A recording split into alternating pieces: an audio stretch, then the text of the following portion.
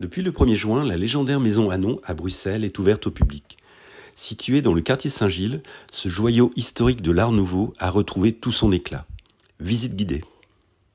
Donc la maison Hanon est une maison construite entre 1902 et 1904 par un couple franco-belge, Marie de Bar qui vient du Grand Est, de la région de Nancy, de Dombasle très précisément, et Édouard Hanon qui grandit à Bruxelles.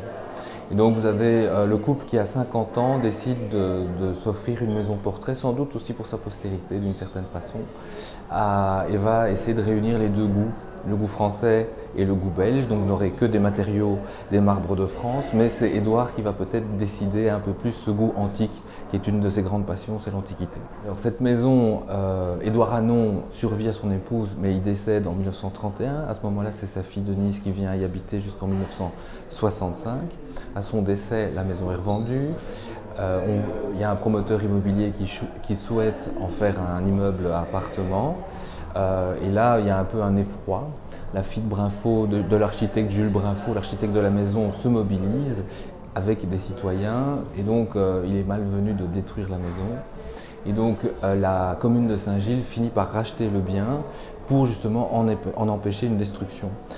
Dans la foulée, la maison va être classée d'abord par la façade et puis par l'intérieur. À ce moment-là, évidemment, les éléments intérieurs prennent de la valeur. Donc il y a des éléments qui disparaissent.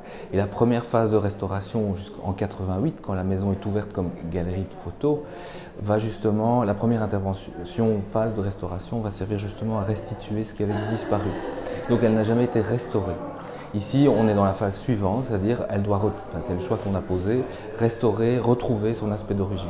Ici, justement, en y associant à la question de la restauration, elle reste en mouvement. Donc un visiteur qui reviendra tous les 6 mois reverra des nouvelles choses, puisqu'il y a un calendrier très précis des phases de restauration.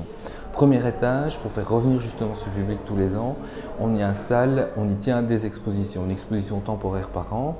La première, comme vous avez de l'art nouveau français au rez-de-chaussée, eh bien, on répond avec de l'art nouveau belge à l'étage. Ces meubles sont propriété de l'État français, ce sont les meubles d'origine. Donc évidemment, il y a eu une discussion sur les conditions de conservation, donc nous on a dû donner une série de garanties. En tout cas, il y a eu un accueil assez chaleureux de la part du Musée des Arts Décoratifs de Paris, du Musée des Beaux-Arts de Reims et de l'École de Nancy, pour nous aider à remeubler progressivement cette maison en art français, totalement meublée par Émile Gallet. Et ça aussi, c'est une spécificité. Il n'y a aucune maison en France, à ma connaissance en tout cas, qui est totalement meublée en Émile Gallet, c'est-à-dire du verre de table jusqu'au lustre en passant par les vases et l'entièreté du mobilier.